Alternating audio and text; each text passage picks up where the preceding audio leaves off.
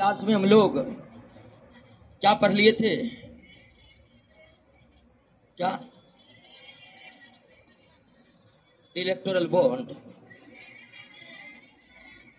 अच्छा, चलिए दोस्तों, पिछले क्लास में हम बैक्टीरिया के बारे में पढ़े और अब तक जिन जिन सूक्ष्म जीवों के बारे में हम लोग पढ़े हैं वो है प्रियॉन, वायरोइड, वायरस और बैक्टीरिया। अब हम अगले सूक्ष्मजीव के बारे में पढ़ेंगे, लेकिन उससे पहले कुछ कॉन्सेप्ट को जान लेना बहुत जरूरी है। तो आइए उन्हीं बातों को हम पहले जान ले। दोस्तों, इस पृथ्वी पर जितने भी सजीव हैं इस पृथ्वी पर, उन सारे सजीव को हम वैज्ञानिकों ने 5 जगत में विभाजित किया है। कितने जगत में? 5 जगत में। उनके नाम से आप परिचित हो जाइए। उनका नाम है मोनेरा, उनका नाम है प्रोटिस्टा, फंगी, प्लांटी और एनिमेलिया। पृथ्वी पर जितने भी सजीव हैं, बाजिद मत करिए, ठीक है। इस पृथ्वी पर जितने भी सजीव हैं उन सजीवों को 5 जगत में विभाजित किया गया है। किस आधार पर विभाजित किया गया है? तो समानता और असमानता के आधार पर सजीवों को कुल 5 जगत में बांटा गया है। इन 5 जगत के बंटवारा को हम विस्तार पूर्वक बायोलॉजी के अगले चैप्टर, चौथे चैप्टर में पढ़ेंगे। चूंकि चैप्टर सूक्ष्मजीवों का है तो यहां पर भी इन बंटवारों को ध्यान में रखना थोड़ा जरूरी है, इसलिए हम आपके ध्यान में इसको ला रहे हैं। तो पृथ्वी पर जो भी सजीव है, चाहे वो एक कोशिकीय हो या बहुकोशिकीय हो, चाहे पौधा हो चाहे जंतु, उनको इसी 5 जगत में किसी न किसी एक जगत में रखा गया है। इन 5 जगत की अगर बात करिएगा तो इस 5 जगत में मोनेरा में केवल और केवल एक कोशिकीय सजीव को रखा गया है। मोनेरा में केवल और केवल एक कोशिकीय। प्रोटिस्टा में भी केवल और केवल कैसे सजीव रखे गए हैं? एक कोशिकीय। जबकि फंगी जगत में एक कोशिकीय तथा बहुकोशिकीय दोनों रखे गए हैं। जबकि प्लांटी जगत में सभी पौधा को रखा गया है और सभी पौधा बहुकोशिकीय होते हैं। जबकि एनिमिलिया में सभी जंतु को रखा गया है और सभी जंतु भी बहुकोशिकीय होते हैं। तो पृथ्वी पर जितने भी सजीवों का पता हमारे जीव वैज्ञानिकों ने लगा पाया है अभी तक, उन सजीवों को समानता और असमानता के आधार पर कुल कितने जगत में बांटा गया है? 5 जगत में। इस 5 जगत में जो मोनेरा जगत है उसमें केवल कैसे सजीव है? एक कोशिकीय। प्रोटिस्टा जगत में भी केवल एक कोशिकीय। फंगी में एक कोशिकीय बहुकोशिकीय दोनों को रखा गया है, यानी फंगी एक कोशिकीय बहुकोशिकीय दोनों प्रकृति के होते हैं। प्लांटी जगत में सारे पौधे को रखा गया है, सारा पौधा बहुकोशिकीय होता है। एनिमिलिया जगत में सारे जंतु को रखा गया है, सारे जंतु बहुकोशिकीय होते हैं। यानी कि 5 जगत में 2 जगत में केवल एक कोशिकीय है, 2 जगत में केवल बहुकोशिकीय है और एक जगत में एक कोशिकीय बहुकोशिकीय दोनों। बात समझे? जितने भी सजीव का पता जीव वैज्ञानिकों ने अब तक लगाया है, उन सजीव को समानता एवं असमानताओं के आधार पर कितने जगत में बांटा गया है? 5 जगत में बांटा गया है। मोनेरा, प्रोटिस्टा, फंगी, प्लांटी और एनिमिलिया। 5 जगत में बांटने का मेन उद्देश्य ये है दोस्तों कि हम सजीवों के बारे में आसान तरीके से समझ सके, सजीवों के बारे में आसान तरीके से समझ विकसित कर सके। इस पृथ्वी पर इतने सजीवों की जातियां हैं कि एक एक करके उन सजीवों के बारे में अगर हम पढ़ना शुरू करेंगे तो उम्र बीत जाएगी, सजीव के बारे में हम पूरा पढ़ भी नहीं पाएंगे। इतने अधिक सजीवों की जातियां इस पृथ्वी पर मौजूद है। इस पृथ्वी पर सजीवों की इतनी अधिक जातियां मौजूद है कि एक एक करके उसके बारे में हम पढ़ने लगे तो पता चलेगा। एग्जाम भी हो गया, जिसको दरोगा बनना था बन भी गया, उम्र भी खत्म हो गया, लेकिन अभी तक सजीव की जातियां पढ़ते पढ़ते समाप्त। अर्थात एक एक करके आप सजीवों के बारे में पढ़ ही नहीं पाएंगे, क्योंकि सजीव की जातियां ही इतनी अधिक है। लेकिन पढ़ना तो पड़ेगा ही। पढ़ना इसलिए पड़ेगा कि अगर मानव सारे सजीवों के बारे में नहीं जानेगा तो फिर भविष्य में होने वाले पर्यावरण परिवर्तनों से वे अपने बचाव नहीं कर पाएंगे। तो सजीवों के बारे में पढ़ना आसान हो जाए, इसीलिए उन्हें यानी समान गुण वाले सजीव को एक ही जगत में रख दिया गया है। अब हम एक एक करके नहीं पढ़ सकते हैं सारे सजीवों को, लेकिन इन 5 के बारे में तो पढ़ सकते हैं। और जब आप इन 5 के बारे में पढ़ लीजिएगा ना, तो आपको पृथ्वी पर जितने भी सजीव हैं उनके बारे में अनुमान लग जाएगा। तो सजीवों के अध्ययन को आसान बनाने के लिए उन्हें समानताओं एवं असमानताओं के आधार पर इन 5 जगत में बांटा गया है, जिनमें है मोनरा, प्रोटिस्टा, फंगी, प्लांटी और एनिमिलिया। मोनरा में केवल और केवल क्या है? प्रोटिस्टा में केवल, फंगी में, प्लांटी में और एनिमिलिया में सभी पौधा सभी जंतु बहुकोष्ठीय होते हैं। सभी पौधा सभी जंतु। तो 5 जगत में कुल कितने जगत में केवल 1 कोशिकीय सजीव है? 2। कितने जगत में केवल बहुकोशिकीय हैं? 2। 5 जगत में वे कौन जगत है जिसमें 1 कोशिकीय बहुकोशिकीय दोनों है? कौन है? फंगी। अब जो हमारा सूक्ष्म जीव है वो अधिकांशतया क्या है? 1 कोशिकीय है। जो 1 कोशिकीय सजीव होते हैं वही आंखों से नहीं दिखते हैं, और जो आंखों से नहीं दिखते हैं उन्हें ही सूक्ष्म जीव कहते हैं, उन्हें ही माइक्रो ऑर्गेनिज्म कहते हैं। यानी 5 जगत में 2 जगत ऐसे हैं जिसमें केवल और केवल सूक्ष्म जीवों को रखा गया है। सजीवों के 5 जगत में, सजीवों के 5 जगत में, थोड़ा आवाज कम करिएगा, सजीवों के 5 जगत में 2 जगत केवल ऐसे हैं जिनमें केवल और केवल सूक्ष्म जीवों को रखा गया है। अर्थात केवल और केवल किसको रखा गया है? 1 कोशिकीय को रखा गया है। किसको रखा गया है? 1 कोशिकीय। अब सवाल यहीं पर उठता है कि जब इसमें भी 1 कोशिकीय है, इसमें भी 1 कोशिकीय है, दोनों में 1 कोशिकीय है, तो फिर 1 कोशिकीय के लिए 2 जगत बनाने की क्या जरूरत थी? बात समझे कि नहीं समझे? दोनों ही जगत, बहुत कम करते, थोड़ा बढ़ा दीजिए। दोनों ही जगत में 1 कोशिकीय को रखा गया है, तो सवाल उठना लाजमी है कि आखिर 1 कोशिकीय सजीवों को रखने के लिए 2 जगत क्यों बनाए गए हैं? एक ही जगत में सारे 1 कोशिकीय को रख दिया जाता, अर्थात सारे सूक्ष्म जीवों को रख दिया जाता। 2 जगत बनाने की जरूरत क्या थी? तो दोस्तों जरूरत थी, इसलिए बनाया गया है। मतलब मोनरा जगत में जो 1 कोशिकीय हैं और प्रोटिस्टा जगत में जो 1 कोशिकीय हैं वे अलग अलग तरह के हैं, एक तरह के नहीं है। मोनरा जगत के सूक्ष्म जीव और प्रोटिस्टा जगत के सूक्ष्म जीवों में अंतर होता है। गुणों में अंतर होने के कारण ही इन्हें अलग अलग रखा गया है। और हमें अब यही समझना है कि आखिर क्या अंतर है मोनरा और प्रोटिस्टा जगत के सूक्ष्म जीवों में। आखिर क्या अंतर है मोनरा और प्रोटिस्टा जगत के सूक्ष्म जीवों में। तो आइए इस अंतर को हम समझने का प्रयास करते हैं कि मोनरा जगत के सूक्ष्म जीव या मोनरा जगत के 1 कोशिकीय सजीव और प्रोटिस्टा जगत के सूक्ष्म जीव या प्रोटिस्टा जगत के 1 कोशिकीय सजीवों में अंतर क्या है, डिफरेंस क्या है, उसी को आइए आप समझते हैं।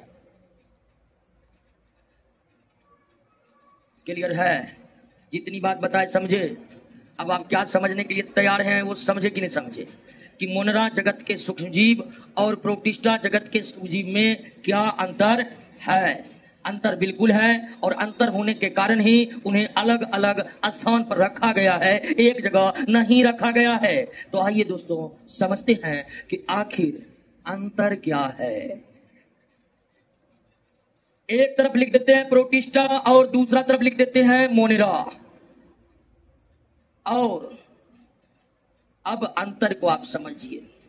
सबसे पहला अंतर, जो मुख्य अंतर है, सबसे पहला अंतर है कि मोनरा जगत में जो सूक्ष्म जीव है या मोनरा जगत में जो 1 कोशिकीय सजीव है वो है दोस्तों प्रोकैरियोटिक कोशिका वाला। किस कोशिका वाला? प्रोकैरियोटिक कोशिका वाला। प्रोकैरियोटिक कोशिका आप जानते हैं, ऐसे कोशिका जिसमें वास्तविक केंद्रक नहीं होते हैं, बहुत कम विकसित होते हैं, वो कौन है? तो मोनरा जगत में जितने भी सूक्ष्म जीव है वे किन कोशिका वाला सूक्ष्म जीव है? किन सूक्ष्मजीव वाला? प्रोकैरियोटिक और प्रोटिस्टा वाला जो सूक्ष्मजीव है, प्रोटिस्टा वाला जो सूक्ष्मजीव है वो क्या है? यूकैरियोटिक। वो क्या है? पहला अंतर। मोनरा वाले सूक्ष्मजीव प्रोकैरियोटिक कोशिका वाले हैं और प्रोटिस्टा वाले सूक्ष्मजीव क्या हैं? यूकैरियोटिक विकसित कोशिका होते हैं जिनमें केंद्रक होता है। तो मुख्य अंतर आप समझे?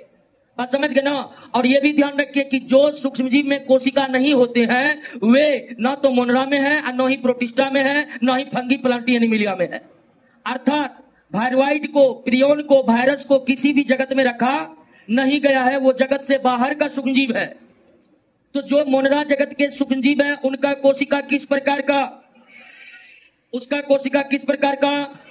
और जो प्रोटिस्टा वाला है यानी मोनरा वाला सूक्ष्मजीव की कोशिकाएं विकसित नहीं होती है और प्रोटिस्टा वाले सूक्ष्मजीव की कोशिकाएं क्या होती है? विकसित होती है। क्या होती है?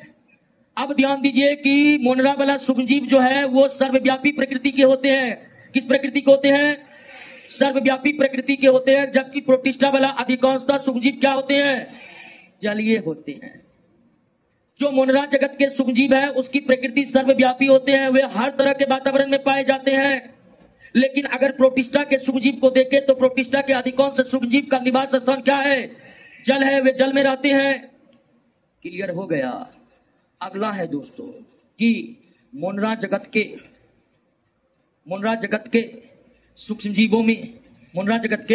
सूक्ष्मजीवों में क्या पाया जाता है? सेलवाल पाया जाता है। क्या पाया जाता है? सेलवाल पाया जाता है। कोशिका भित्ति पाई जाती है। कोशिका भित्ति पाई जाती है। लेकिन प्रोटिस्टा वाले में सेलवाल नहीं पाया जाता है। प्रोटिस्टा वाले सूक्ष्मजीव में सेलवाल नहीं पाया जाता है। क्लियर हुआ? उसके बाद अगला अंतर है कि मोनरा जगत के सूक्ष्मजीवों में प्रचलन अंग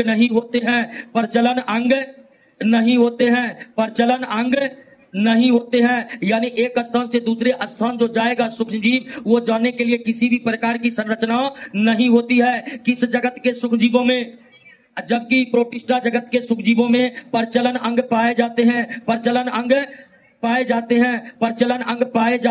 और इन प्रचलन अंग का नाम है सीलिया। क्या नाम है? सीलिया। इन प्रचलन अंग का नाम क्या है? फ्लैजिला। क्या नाम है? फ्लैजिला। इन प्रचलन अंग का नाम है कूटपाद। क्या नाम है? कूटपाद। सीलिया, फ्लैजिला, कूटपाद, ये सब सूक्ष्म जीवों के प्रचलन अंग है। सीलिया, फ्लैजिला, कूटपाद क्या है? प्रचलन अंग है। सीलिया, फ्लैजिला, कूटपाद जैसे प्रचलन अंग किस में पाए जाते हैं? सूक्ष्म जीवों में पाए जाते हैं। किस में पाए जाते हैं? सूक्ष्म जीवों में पाए जाते हैं। किस जगत के सूक्ष्म जीवों में पाए जाते हैं?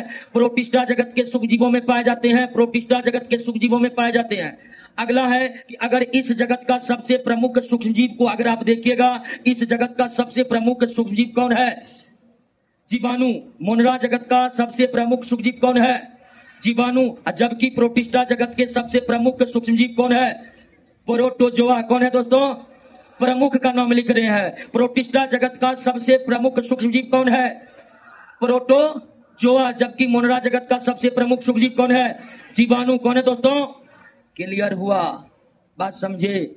मोनरा और प्रोटिस्टा जगत के सूक्ष्मजीवों में क्या अंतर है आप समझे दोस्तों?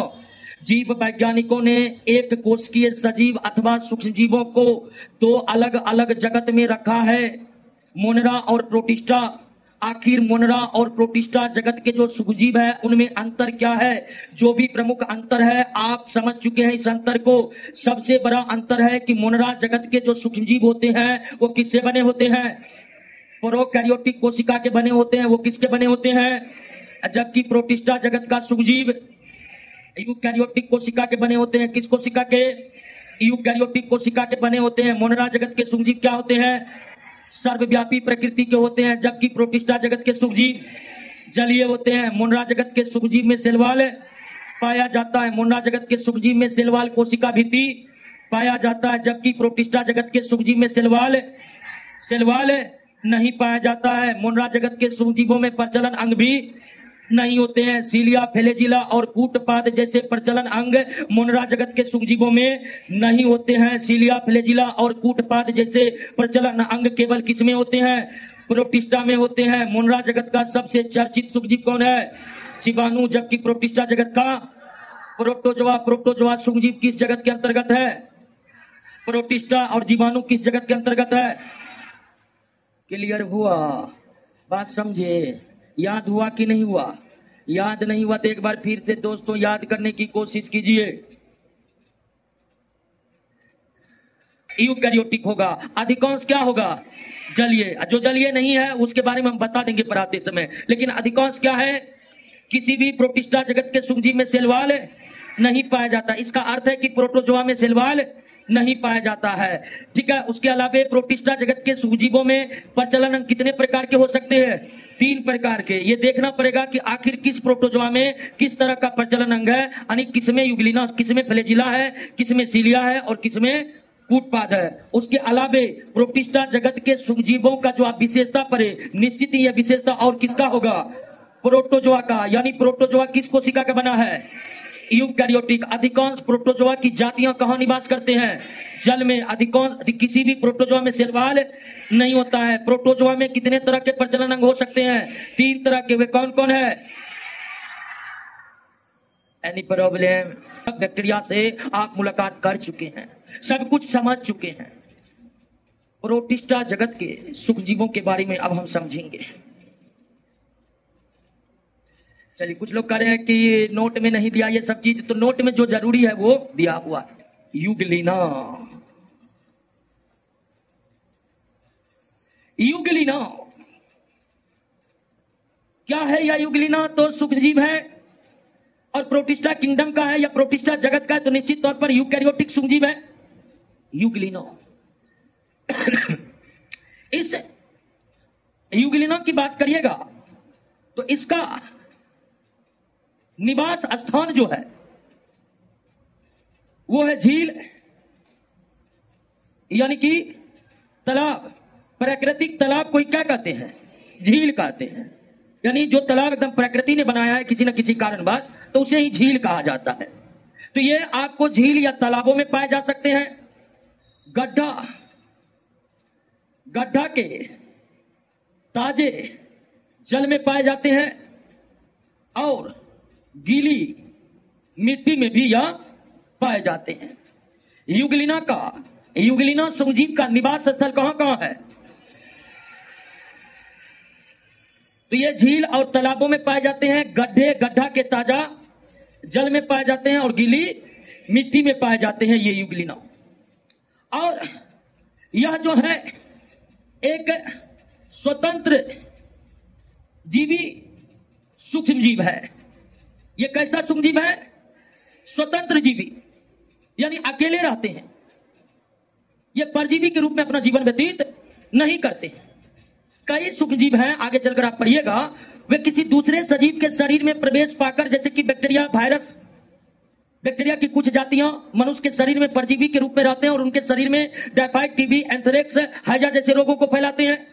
अब वायरस तो टोटल का टोटल क्या था? परजीवी था।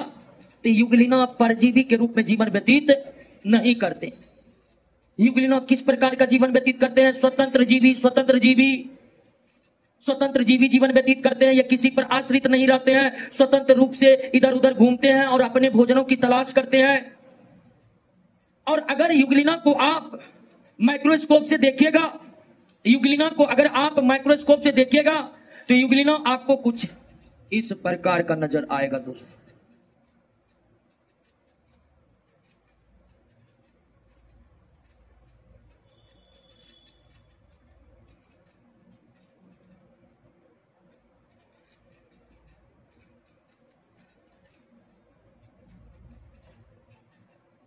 अगर माइक्रोस्कोप से यूग्लिना को देखा जाए तो कुछ इसी तरह से दिखाई पड़ेगा यूग्लिना।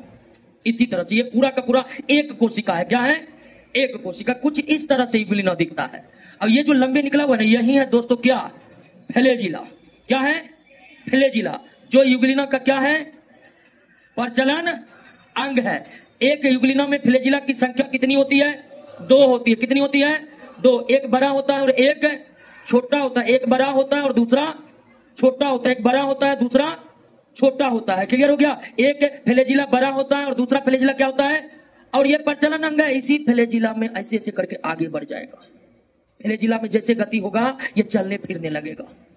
और ध्यान दीजिएगा दोस्तों, यह फ्लैजिला इसको केवल स्थान बदलने में मदद नहीं करते हैं, बल्कि ये फ्लैजिला से अपने भोजन को भी शिकार करते हैं, भोजन को भी पकड़ते हैं।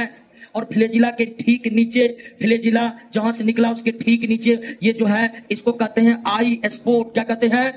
आई स्पोर्ट। जो आई स्पोर्ट जिसके द्वारा फ्लैजिला को प्रकाश का ज्ञान होता है। किसका ज्ञान होता है? प्रकाश का ज्ञान होता है। ठीक है, इसमें एक संरचना पाई जाती है आई स्पोर्ट। आई स्पोर्ट वो संरचना है जो प्रकाश के प्रति संवेदनशील होता है, जो प्रकाश के प्रति क्या होता है? संवेदनशील होता है। यानी कहीं पर प्रकाश है तो उस प्रकाश की संवेदना को ये ग्रहण कर लेगा और यूग्लिना अपने फ्लैजिला की मदद से प्रकाश की तरफ चलने लगेगा। अब दोस्तों, यूग्लिना की सबसे बड़ी खास बात क्या है?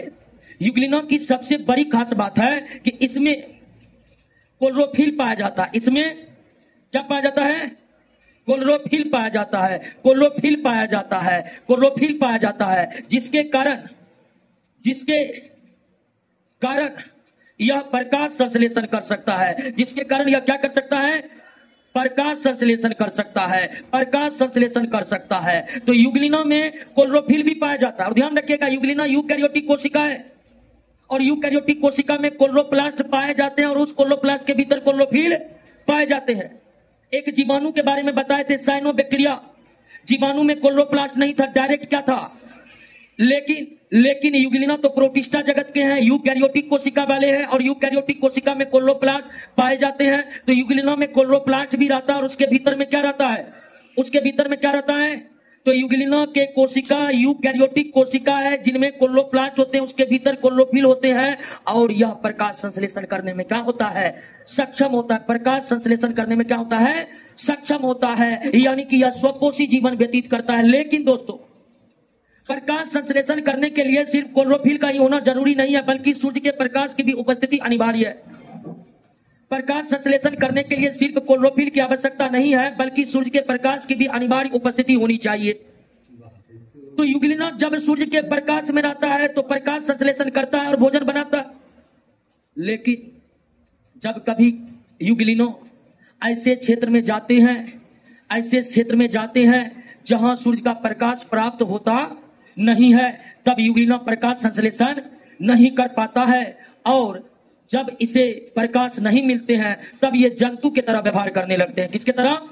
जंतु की तरह। यानी कि जल में रहते हैं और जल में अन्य जो प्रोटिस्टा जगत के सूक्ष्मजीव है उसको पकड़ पकड़ के ये क्या करने लगते हैं? खाने लगते हैं। तो जब कभी यूग्लिना सूर्य के प्रकाश से वंचित हो जाते हैं तब वे जल में रहने वाले अन्य प्रोटिस्ट सूक्ष्म जीवों का भक्षण करने लगते हैं, अर्थात जंतु की तरह व्यवहार करने लगते हैं। तो जब धूप में है, जब सूर्य के प्रकाश मिल रहा है, तब पौधों की तरफ प्रकाश संश्लेषण करके भोजन बनाते हैं यूग्लिना। और जब ये सूर्य के प्रकाश से वंचित होते हैं तो जल में रहने वाले अन्य प्रोटिस्ट सूक्ष्म जीवों को पकड़ पकड़ कर खाने लगते हैं। यानी कि आप कह सकते हैं कि यह पौधा तथा जंतु दोनों के समान व्यवहार करता है। पौधा तथा जंतु दोनों के समान व्यवहार करता है। पौधा तथा जंतु दोनों के समान व्यवहार करता है। यह दोनों के समान व्यवहार करता है। जब सूर्य के प्रकाश में रहता है तो पौधा और सूर्य के प्रकाश से रहता है तो जंतु। इसलिए यूग्लिना को क्या कहा गया है? योजक कड़ी कहा गया है। क्या कहा गया है? योजक कड़ी कहा गया है। किसके बीच का योजक कड़ी कहा गया है? पौधा और जंतु के बीच का योजक कड़ी कहा गया है। योजक कड़ी एक ऐसे सजीव होते हैं जिसमें दो अलग अलग सजीव के गुण पाए जाते हैं। योजक कड़ी यानी कि कनेक्टिंग लिंक ऐसे सजीव होते हैं जिसमें दो अलग अलग सजीवों के गुण होते हैं। तो यूग्लिना में पौधे के भी गुण है, वो प्रकाश संश्लेषण कर रहा है, और जंतु का भी गुण है क्योंकि वे अन्य प्रोटिस्टा जगत के सूक्ष्मजीव जो जल में रहते हैं उसको भी पकड़ पकड़ कर खाता है। क्लियर? चूंकि प्रोटिस्टा जगत का सबसे चर्चित सूक्ष्मजीव प्रोटोजोआ है और यूग्लिना प्रोटोजोआ की जाति से बाहर है। यूग्लिना कोई प्रोटोजोआ नहीं है, ये अलग तरह का सूक्ष्मजीव है। प्रोटोजोआ केवल और केवल किस तरह व्यवहार करेंगे? जंतु की तरह व्यवहार करेंगे। प्रोटोजोआ में प्रकाश संश्लेषण का गुण नहीं होता है, लेकिन यूग्लिना प्रोटोजोआ के मोहल्ले से आता है, मतलब प्रोटिस्टा जगत से ही आता है और यह प्रकाश संश्लेषण करता है। इसीलिए कभी कभी यूग्लिना को क्या कहा जाता है? हरा प्रोटोजोआ कहा जाता है। क्या कहा जाता है? हरा प्रोटोजोआ कहा जाता है। यूग्लिना को प्रोटोजोआ इसलिए कह रहे हैं क्योंकि ये प्रोटोजोआ के ही जगत प्रोटिस्टा का जीव है, और दूसरा हरा इसलिए लग गया है कि इसमें क्लोरोफिल पाए जाते हैं और ये प्रकाश संश्लेषण करते हैं। इसलिए यूग्लिना को कभी कभी क्या कहा जाता है? हरा प्रोटोजोआ कहा जाता है। यूग्लिना को कभी कभी क्या कहा जाता है? समझे? समझ गए? यूग्लिना के बारे में सब कुछ समझे? सब कुछ नहीं, जितना बताए हैं उतना समझे। कोई दिक्कत? अब बाकी रहा कि ये करते क्या? कुछ नहीं करते हैं, स्वतंत्र जीवी हैं। और स्वतंत्र जीवी हैं तो स्वतंत्र रूप से रहते हैं, भोजन पकड़ते हैं, भोजन खाते हैं, किसी पर परजीवी के रूप में रहते नहीं है, तो रोग फैलाने का कोई बात ही नहीं है। यूग्लिना न तो पौधे में रोग फैलाएंगे, न जंतु में रोग फैलाएंगे, क्योंकि यूग्लिना परजीवी जीवन जीता नहीं है। अगर यह परजीवी जीवन जीता तो निश्चित ही ये रोग फैलाने के कारण बनते, लेकिन यूग्लिना किसी अन्य सजीवों में रोग फैलाएगा ऐसा नेचर इसका नहीं है, क्योंकि यह स्वतंत्र जीवी है। क्योंकि यह, आइए दोस्तों एक बार रिवीजन कर लेते हैं यूग्लिना के बारे में।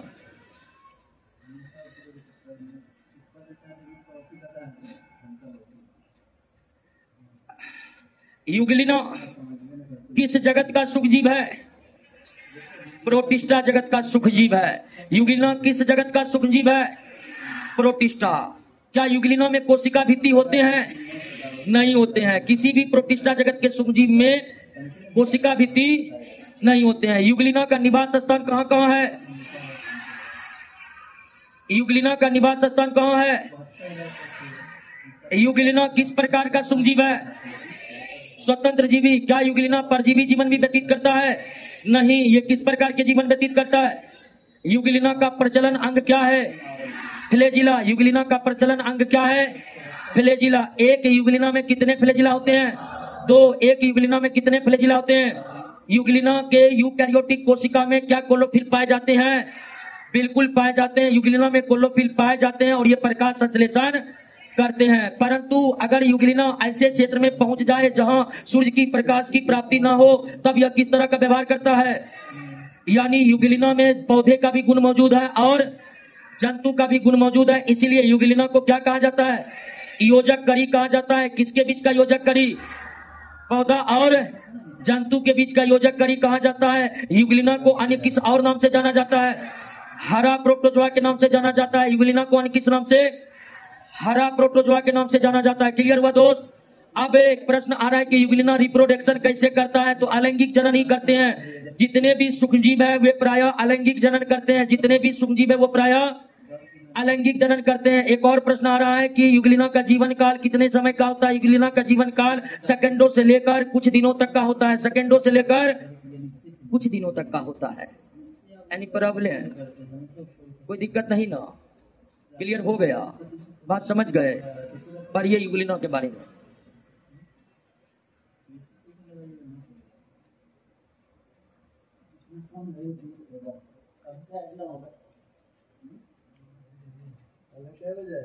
आते हैं दोस्तों प्रोटिस्टा जगत के अगले सूक्ष्मजीव पर। क्या दोस्तों यूग्लिना याद हो गया कि नहीं? यूग्लिना किसके किसके बीच का योजक करी है? पौधा और जंतु के बीच का योजक करी है। यूग्लिना का प्रचलन अंग क्या है?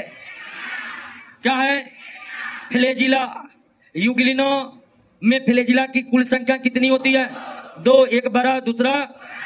यूग्लिना में एक प्रकाश संवेदी बिंदु होते हैं जिसे क्या कहते हैं? आई स्पॉट कहते हैं। क्या कहते हैं? यूग्लिना क्या परजीवी जीवन व्यतीत करता है?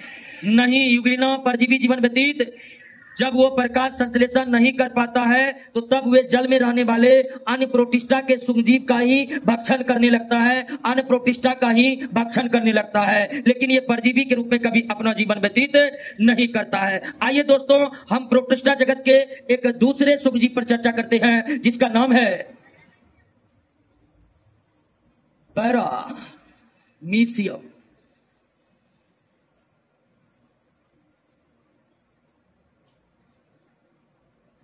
पैरामीशियम। अब यह पैरामीशियम क्या है? तो दोस्तों पहली बात जानना है कि यह प्रोटोजोआ की जाति है। किसकी जाति है? प्रोटोजोआ की जाति है। पैरामीशियम एक प्रकार का क्या है? प्रोटोजोआ। और भी ये भी यानी पैरामीशियम भी यूग्लिना के तरह क्या होते हैं? स्वतंत्र जीवी होते हैं। और स्वतंत्र जीवी होने का मतलब आप समझ रहे हैं ना? स्वतंत्र जीवी होने का मतलब समझ रहे हैं ना? क्लियर हो गया? अब ध्यान रखिए कि यह प्रोटोजोआ है। कोई भी प्रोटोजोआ में क्लोरोफिल नहीं होता है। सभी प्रोटोजोआ परपोषी जीवन व्यतीत करते हैं। कैसा जीवन? परपोषी नहीं, सभी प्रोटोजोआ में परपोषण होता है। क्या होता है? परपोषण होता है। किसी में स्वपोषण नहीं होता, क्योंकि स्वपोषण होने के लिए कोशिका में क्लोरोफिल जरूरी है, और प्रोटोजोआ के किसी भी जाति के कोशिका में क्लोरोफिल नहीं होते हैं। इससे पहले जो आप यूग्लिना पढ़े थे वो प्रोटोजोआ नहीं था, वे अलग तरह का सूक्ष्मजीव था। हालांकि वैज्ञानिक ने उसे प्रोटोजोआ के इलाके में ही डाल दिया है, यानी प्रोटिस्टा में रखा है।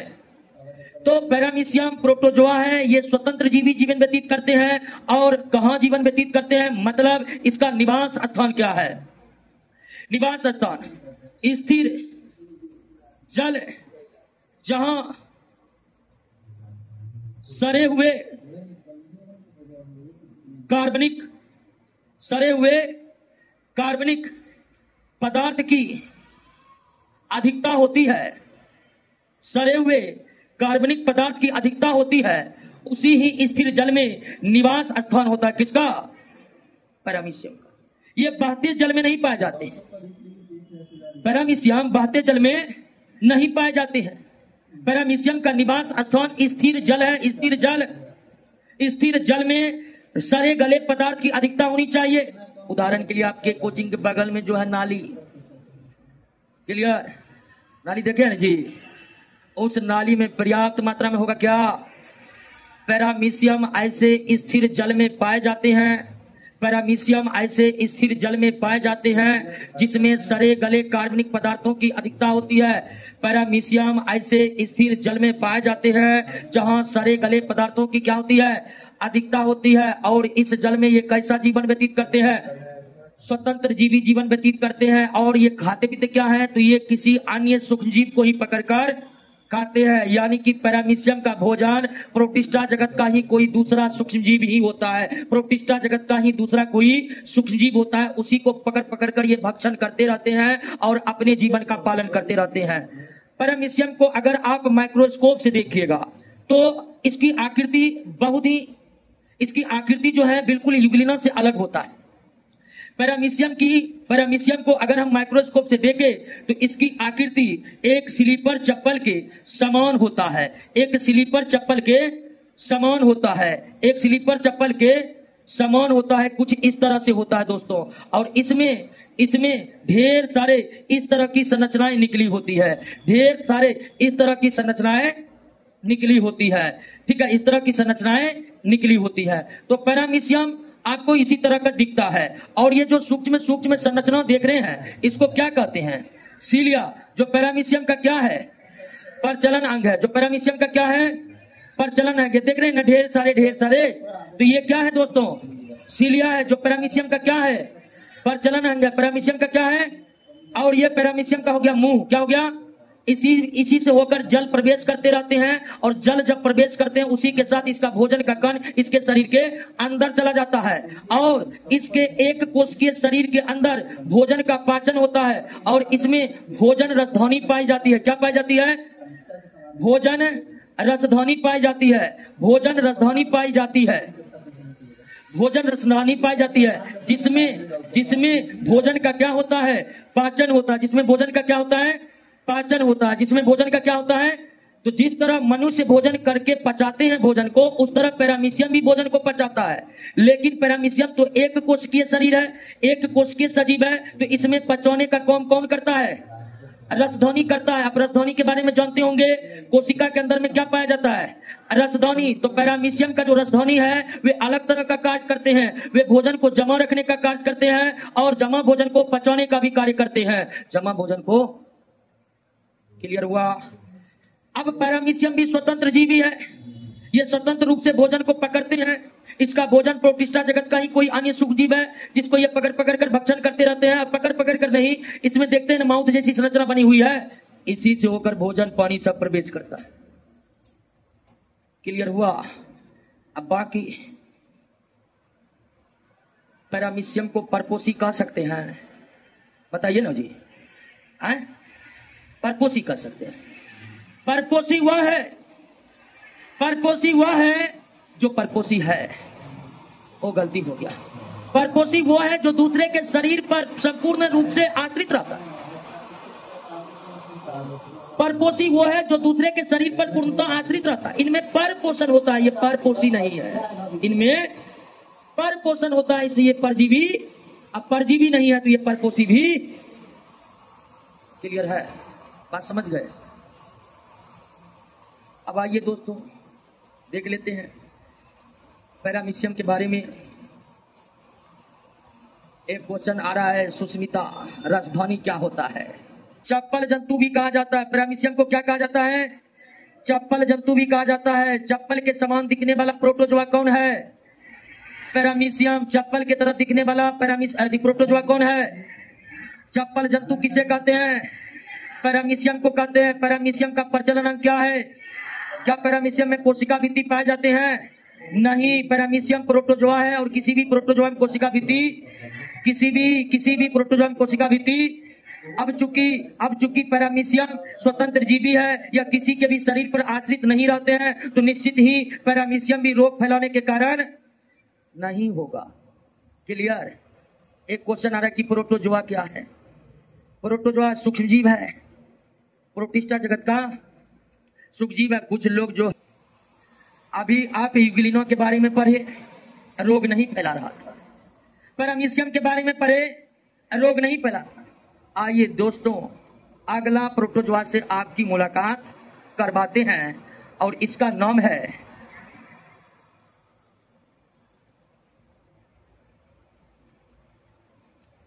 प्लाज्मोडियम।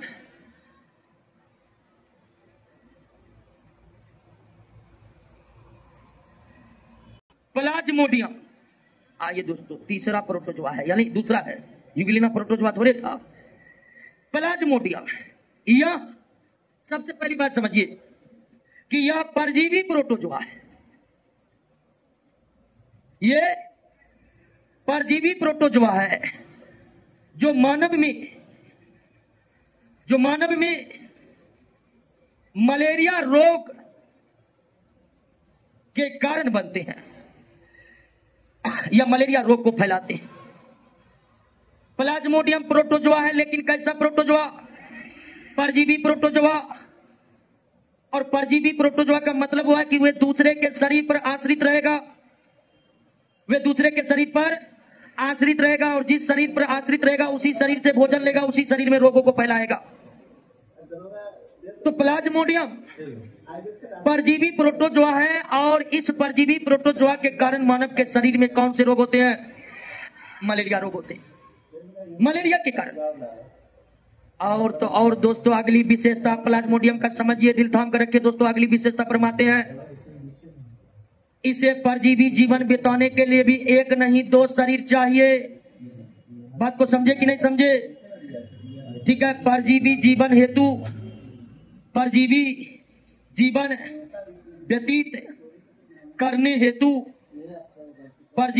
व्यतीत करने हेतु प्लाज्मोडियम प्रोटोजोआ को 2 पोषक की आवश्यकता होती है। 2 पोषक की आवश्यकता होती है। 2 पोषक की आवश्यकता होती है। 2 पोषक की आवश्यकता होती है, मतलब 2 अलग अलग शरीर की आवश्यकता होता है इन्हें अपने परजीवी जीवन को पूरा करने के लिए। 2 पोषकों की आवश्यकता होती है, एक में यह पूरे जीवन व्यतीत नहीं कर सकता है। तो प्लाज्मोडियम परजीवी प्रोटोजोआ है, इसे अपना पूरा जीवन व्यतीत करने के लिए 2 पोषकों की आवश्यकता होती है। एक पोषक में इसका सारा परजीवी जीवन व्यतीत और 2 पोषक इन्हें कौन कौन चाहिए? तो पहला मुख्य जो पोषक है वो है मानव शरीर। मुख्य जो पोषक है वो क्या है? मानव शरीर, जिसको कहा जाता है प्रधान पोषक। जिसे क्या कहा जाता है? प्रधान पोषक। और दूसरा एनोफिलीज मच्छर जो कहलाता है माध्यमिक पोषक। जो क्या कहलाता है? माध्यमिक पोषक, या इसे कहा जाता है वाहक कहा जाता है, यानी वेक्टर कहा जाता है। वाहक कहा जाता है यानी कि वेक्टर। तो प्लाज्मोडियम परजीवी प्रोटोजोआ को संपूर्ण परजीवी जीवन व्यतीत करने के लिए एक नहीं बल्कि कितने पोषकों की आवश्यकता है? 2 पोषकों की आवश्यकता है। एक मानव शरीर चाहिए इसको और दूसरा एनोफिलीज। अगर इसे पूरे जीवन काल में दोनों में से कोई एक मिला तो ये अपना जीवन व्यतीत नहीं कर पाएगा, मर जाएगा। मानव शरीर को क्या कहा जाता है? आपसे पूछेगा प्लाज्मोडियम प्रोटोजोआ का प्रधान पोषक कौन है? प्लाज्मोडियम प्रोटोजोआ का माध्यमिक पोषक कौन है? एनोफिलीज मच्छर ही प्लाज्मोडियम प्रोटोजोआ को पहुंचाते हैं किसमें? इसीलिए एनोफिलीज मच्छर को प्लाज्मोडियम का वाहक भी कहते हैं। प्लाज्मोडियम का वाहक कहते हैं। वाहक वो हुआ जो पहुंचाएगा उसे कहां? क्लियर हो गया? अब ध्यान दीजिए दोस्तों कि जब एनोफिलीज मच्छर, जब प्लाज्मोडियम प्रोटोजोआ एनोफिलीज मच्छर के लार में पाया जाता है तो उस अवस्था को कहते हैं एस्पेरोजोइट। क्या कहते हैं? एस्पेरोजोइट कहते हैं, हिंदी में भी एस्पेरोजोइट। और जब एनोफिलीज मच्छर मानव को काटता है तो डायरेक्ट प्लाज्मोडियम प्रोटोजोआ मानव के रक्त में आ जाता है। जब प्लाज्मोडियम प्रोटोजोआ एनोफिलीज मच्छर में रहता है तो ये मच्छर के लार में पाए जाते हैं। कहाँ पाए जाते हैं? मच्छर के लार में, सलाइवा में। और एनोफिलीज मच्छर के लार में प्लाज्मोडियम प्रोटोजोआ की अवस्था को क्या कहते हैं? एनोफिलीज मच्छर के लार में प्लाज्मोडियम प्रोटोजोआ की अवस्था को क्या कहते हैं? और जब एनोफिलीज मच्छर काटता है मानव को तब यह प्लाज्मोडियम प्रोटोजोआ एनोफिलीज के लार से निकलकर सीधे मानव के रक्त में चला जाता है और रक्त में इस अवस्था को कहते हैं मेरोजोइट। मेरो तो प्लाज्मोडियम को 2 पोषक की जरूरी है और 2 पोषक में इसकी 2 अवस्थाएं। एनोफिलीज मच्छर में इसकी अवस्थाएं को क्या कहते हैं? अब मानव में रक्त की इसकी अवस्था को क्या कहते हैं? प्लाज्मोडियम प्रोटोजोआ की वह अवस्था क्या कहलाती है जब वे मानव के रक्त में होते हैं? प्लाज्मोडियम प्रोटोजोआ की उस अवस्था को क्या कहते हैं जब ये एनोफिलीज मच्छर के लार में होते हैं? क्लियर हो गया? तो पहले प्लाज्मोडियम प्रोटोजोआ एनोफिलीज मच्छर के लार में एनोफिलीज मच्छर मानव को काटेगा तो सीधे मानव के रक्त में, मानव के रक्त में, रक्त वाली अवस्था को क्या कहते हैं? मेरोजोइट। रक्त वाली अवस्था को क्या कहते हैं? और जैसे ही प्लाज्मोडियम प्रोटोजोआ मानव शरीर के रक्त में पहुंचता है तुरंत ही अलैंगिक जनन के माध्यम से अपनी संख्या को बढ़ाता है। अलैंगिक जनन के माध्यम से जब इसकी संख्या धीरे धीरे बढ़ जाती है तो यह प्लाज्मोडियम प्रोटोजोआ रक्त के आरबीसी कोशिका में पाए जाने वाले हीमोग्लोबिन के अणु को तोड़ डालते हैं। हीमोग्लोबिन के अणु को क्या करते हैं? तोड़ डालते हैं। हीमोग्लोबिन के अणु को क्या करते हैं? तोड़ डालते हैं, जिससे रक्त में एक विशेष प्रकार का पदार्थ हीमोजोइन बनता है। क्या बनता है? हीमोजोइन बनता है। और हीमोजोइन एक प्रकार का क्या है? विष है। और जैसे ही रक्त में इस हीमोजोइन नामक विष बनता है शरीर में कंपन के साथ बुखार उत्पन्न होता है। और कंपन के साथ जो बुखार उत्पन्न होता है उस रोग को कहते हैं मलेरिया। क्या कहते हैं? मलेरिया कहते हैं। जैसे ही एनोफिलीज मच्छर मानव को काटता है प्लाज्मोडियम प्रोटोजोआ एनोफिलीज मच्छर के लार से निकलकर मानव के रक्त में पहुंचता है। जब प्लाज्मोडियम प्रोटोजोआ मानव के रक्त में पहुंचता है तो अलैंगिक जनन के माध्यम से पहले अपनी संख्या को बढ़ाता है। जब पर्याप्त संख्या उसका बढ़ जाता है तब यह प्रोटोजोआ रक्त के आरबीसी के हीमोग्लोबिन अणु को तोड़ने लगते हैं। रक्त के आरबीसी के हीमोग्लोबिन अणु को तोड़ने लगते हैं और एक खास प्रकार के पॉइजन रक्त में बनाते हैं जिसका नाम क्या है? हीमोजोइन। जैसे ही हीमोजोइन नामक विषैला पदार्थ रक्त में बनता है शरीर में कंपन के साथ बुखार आता है। उस बुखार को क्या कहते हैं? मलेरिया कहते हैं। क्या कहते हैं? यानी मलेरिया में रक्त के आरबीसी कोशिका प्रभावित होते हैं। मलेरिया रोग में क्या प्रभावित होते हैं? रक्त के आरबीसी कोशिका, जिसके हीमोग्लोबिन टूट फूट जाते हैं। सही समय पर इलाज न कराया जाए तो रक्त में आरबीसी की कमी से लोगों की मृत्यु भी हो सकती है। क्लियर हो गया? मलेरिया फैल चुका है दोस्तों। और मलेरिया में रक्त के आरबीसी कोशिका क्षतिग्रस्त होते हैं। धीरे धीरे करके आरबीसी कोशिका मरने लगता है। आरबीसी कोशिका जब धीरे धीरे मरने लगता है तो सारा मृत आरबीसी पिल्हा में जाकर जमा हो जाता है। मानव शरीर में पिल्हा ऐसा अंग है जहां मृत आरबीसी कोशिका जमा होता है। चूंकि मलेरिया में बड़ी तेजी के साथ आरबीसी कोशिका मृत होने लगते हैं, तो मलेरिया रोग का एक और लक्षण है कि इसमें मानव शरीर के पीला का आकार क्या होता है, बढ़ जाता है। पीला का आकार क्या होता है, बढ़ जाता है, क्योंकि उसमें आरबीसी बड़ी तेजी के साथ जमा होने लगते हैं। क्लियर हो गया, बात समझ गए, कोई दिक्कत नहीं ना। अब ध्यान दीजिए, मलेरिया तो देख लिए, और मलेरिया का सबसे बड़ा लक्षण क्या है, तो सबसे बड़ा लक्षण है कंपन के साथ बुखार। कंपन का मतलब कपकपी, ठीक है ना, कंपन का मतलब ध्वनि वाला कंपन, आप मत समझिएगा, कपकपी। आम बोलचाल की भाषा में से क्या बोलते हैं, कपकपी, एकदम कपकपी हो जाएगा, शरीर थर थर थर थर करेगा और पूरा ठंडा लगेगा दोस्तों, ठीक है ना। अब ध्यान दीजिए कि मलेरिया का मुख्य लक्षण तो है ही शरीर में कपकपी के साथ बुखार या कंपन के साथ बुखार, लेकिन मलेरिया के रोग में मानव शरीर 3 स्तरों से गुजरता है। कितने स्तर से, 3 स्तर से। सबसे पहले रोगी को लगेगा तेज ठंड। क्या लगेगा, तेज ठंड। कोई भी महीना रहे, अभी कितना गर्मी चल रहा है, अभी भी मलेरिया वाला रोगी को तेज ठंड लगेगा। तेज ठंड, इतना ठंड की कहेगा एकदम रजाई निकालो। अब उसको समझा दिया कि रजाई अब रखा चला गया है, फिर भी कहेगा रजाई निकालो, हमको ठंडा लग रहा है, पूरा इतना ठंडा कि रजाई का मांग करेगा, ठीक है ना। और उसके बाद ज्यों ज्यों तेज ठंड लगेगा, कुछ ही देर के बाद उसे तेज गर्मी, कुछ ही समय के बाद उसे तेज गर्मी जो रजाई दी है उसको फेंक देगा। अब धीरे धीरे उसे कुछ समय के बाद क्या चलेगा, तेज पसीना चलेगा। अब तेज पसीना जब चलेगा फिर वो रिलैक्स कर लेगा, कहेगा कि अब बाहर घूमने का मन कर रहा है।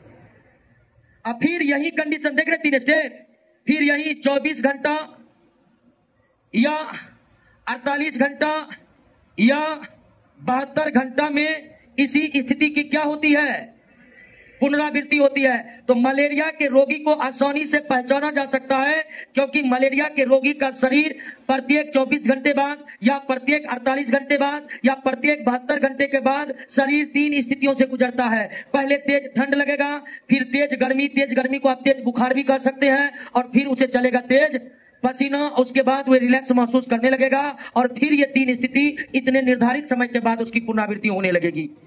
ये मलेरिया के रोगी का मुख्य पहचान है। क्लियर हो।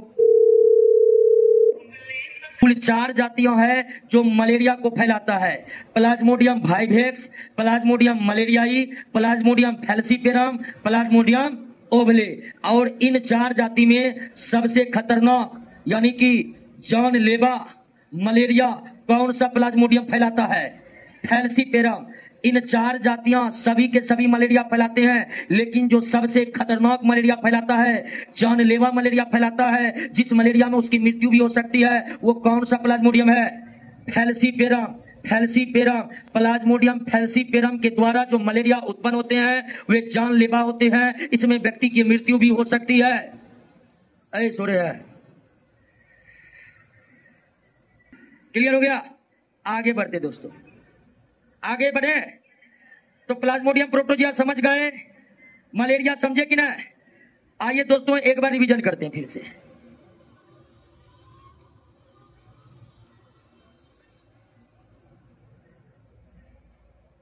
चलिए आइए प्लाज्मोडियम से एक बार फिर से परिचित होइए। प्लाज्मोडियम एक परजीवी प्रोटोजोआ है जो क्या फैलाता है, यानी कि यह स्वतंत्र जीवी प्लाज्मोडियम परजीवी प्रोटोजोआ है, यानी किसी दूसरे सजीव पर ही अपना जीवन व्यतीत करेगा। तो प्लाज्मोडियम एक परजीवी प्रोटोजोआ है जो मलेरिया रोग के कारक है, जो मलेरिया रोग के। और प्लाज्मोडियम प्रोटोजोआ को अपना परजीवी जीवन व्यतीत करने के लिए भी कितने पोषक की आवश्यकता है, 2 पोषक की आवश्यकता। और ये 2 पोषक कौन कौन है, मानव शरीर और एनाफिलीज। मानव शरीर को क्या कहते हैं, प्रधान पोषक, एनाफिलीज मच्छर को माध्यमिक पोषक या एनाफिलीज मच्छर को वह कहते हैं। प्लाज्मोडियम प्रोटोजोआ एनाफिलीज मच्छर के लार में पाए जाते हैं, और लार में, मच्छर के लार में जो प्लाज्मोडियम की अवस्था होती है उसे क्या कहते हैं, उसे क्या कहते हैं, एस्पेरोजोइट कहते हैं। उसे क्या कहते हैं दोस्तों, एस्पेरोजोइट कहते हैं। और जब एनाफिलीज मच्छर मानव को काटता है तो यह मानव के शरीर के रक्त में आ जाते हैं, और मानव के रक्त में प्लाज्मोडियम की अवस्था को क्या कहते हैं, क्या कहते हैं, मेरोजोइट। जब प्लाज्मोडियम प्रोटोजोआ एनाफिलीज मच्छर के काटने से मानव के रक्त में पहुंचता है तो कुछ समय तक यह अलैंगिक जनन करके अपनी संख्या को बढ़ाता है। जब इसकी संख्या पर्याप्त रूप से बढ़ जाती है तब यह रक्त के आरबीसी कोशिका में पाए जाने वाले हीमोग्लोबिन के अणु को तोड़कर एक विषैला पदार्थ बनाता है, जिसे क्या कहते हैं, हीमोजोइन। और हीमोजोइन जब बनता है रक्त में तो व्यक्ति को कंपन या कपकपी के साथ बुखार आता है। इसी स्थिति को मलेरिया कहते हैं, इसी स्थिति को मलेरिया कहते हैं। यानी कपकपी के साथ तेज बुखार मलेरिया के मुख्य लक्षण है। लेकिन मलेरिया के लक्षण को आसान तरीके से हम पहचान सकते हैं। मलेरिया के रोगी का शरीर कितने स्तर से गुजरता है, 3 स्तर, जिसमें सबसे पहले उसके बाद और पुनः इसी स्थिति का दोहराव होता है प्रत्येक 24 घंटे बाद या 48 घंटे बाद। या अगर हम भारत की बात करें तो भारत में प्लाज्मोडियम की कुल कितनी जातियां हैं? भारत की धरती पर प्लाज्मोडियम की कुल 4 जातियां हैं, वाइवेक्स, मलेरियाई, फैल्सीपेरम और ओवले। वाइवेक्स, मलेरियाई, फैल्सीपेरम और इसमें प्लाज्मोडियम फैल्सीपेरम जो है ये सबसे खतरनाक मलेरिया फैलाता है। फैल्सीपेरम प्लाज्मोडियम से जो मलेरिया फैलता है उससे व्यक्ति की मृत्यु भी हो सकती है, क्लियर हो गया? अब ध्यान दीजिए, हमारे देश में अभी भी मलेरिया का उन्मूलन नहीं हुआ है। भारत सरकार 2016 में राष्ट्रीय मलेरिया उन्मूलन संरचना की घोषणा की, जिसके तहत 2030 तक मलेरिया का पूरी तरह से उन्मूलन करने का लक्ष्य रखा गया है। बात को समझे। भारत सरकार वर्ष 2016 में कौन से कार्यक्रम की घोषणा की है? राष्ट्रीय मलेरिया उन्मूलन संरचना कब शुरू की गई? और इस योजना का लक्ष्य यह है कि वर्ष 2030 तक भारत से मलेरिया को पूरी तरह से क्या कर दिया जाए? उन्मूलित कर दिया जाए। और मलेरिया के उन्मूलन में सबसे बड़ा कार्य ये होता है कि मच्छरों को ही क्या कर देना है? समाप्त कर देना है। क्योंकि मलेरिया होगा तब जब काटेगा मच्छर। इसीलिए सरकार ये सोचा है कि मलेरिया के रोगी को नए दवाएं बनाने से अच्छा है मच्छर को ही समाप्त कर दिया जाए। ना रहेगा बांस ना ही बजेगी। बात समझ रहे ना? तो मलेरिया उन्मूलन के जितने भी लक्ष्य बनते हैं उनमें दवाइयों से ज्यादा बात मच्छर को मारने पर होता है। सरकार भी सोच रहे हैं कि दवाई पर रिसर्च कराएंगे, बहुत बड़ी राशि खर्चा होगी, फिर रोगी को फ्री में दवाई देना पड़ेगा, अतिरिक्त बोझ पड़ेगा। इसलिए सबसे बेहतर तरीका है कि जितना मच्छर है उसी मच्छर को ही खत्म कर दिया जाए। मच्छर ही नहीं रहेगा तो काटेगा कौन? और काटेगा ही नहीं तो मलेरिया होगा ही नहीं। तो मच्छर से बच गए, मलेरिया होने का कोई चांस है ही नहीं। दोस्तों क्लियर हुआ बात?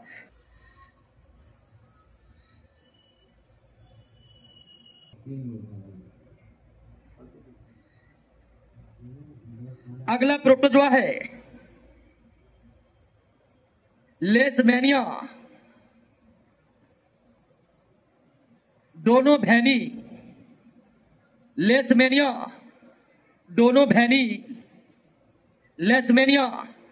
डोनोवैनी। और दोस्तों लेशमैनिया इंग्लैंड का एक जगह है और डोनोवैनी चेन्नई में एक जगह है। पहली बार इस बैक्टीरिया, इस प्रोटोजोआ, ये भी एक प्रोटोजोआ है और यह परजीवी प्रोटोजोआ है जो मानव में कालाजार रोग फैलाता है। क्या फैलाता है? कालाजार रोग। कालाजार रोग में हड्डियां बहुत दर्द करने लगती है और शरीर काले पड़ जाते हैं। और ध्यान रखिएगा, शरीर काले पड़ जाने के कारण इसका नाम कालाजार नहीं रखा गया है, बल्कि कालाजार इसलिए रखा गया है कि इसी पर सहमति बनी। तो कालाजार के रोगी जो होते हैं उनके शरीर अंतिम समय में काले पड़ जाते हैं। क्यों? तो इस रोग में रक्त की कमी हो जाती है शरीर में, और रक्त के कमी से ही शरीर क्या पड़ जाते हैं? काले पर जाते हैं। तो लिस्बेनिया डोनोवेनी भी प्लाज्मोडियम के तरह एक परजीवी प्रोटोजोआ है जो मानव शरीर में कौन रोग फैलाता है। और इस प्रोटोजोआ की खोज वर्ष 1903 में एक साथ इंग्लैंड के लेशमेनिया और चेन्नई के डोनोवेन में लगा था। इस परजीवी प्रोटोजोआ का खोज एक साथ वर्ष 1903 में इंग्लैंड के लेशमेनिया और चेन्नई के डोनोवेन में हुआ था। इसलिए इसका नाम क्या पड़ गया, लेशमेनिया डोनोवेनी। इसका नाम क्या पड़ गया। यह कैसा प्रोटोजोआ है, परजीवी प्रोटोजोआ है जो कौन से रोग फैलाता है, कालाजार रोग। कालाजार रोग फैलाता है। कालाजार को हड्डी तोड़ बुखार भी कहते हैं। क्या कहते हैं, हड्डी तोड़ बुखार। हालांकि हड्डी तोड़ बुखार डेंगू में भी होता है। किसमें, डेंगू में भी होता है, लेकिन कालाजार में भी होता है।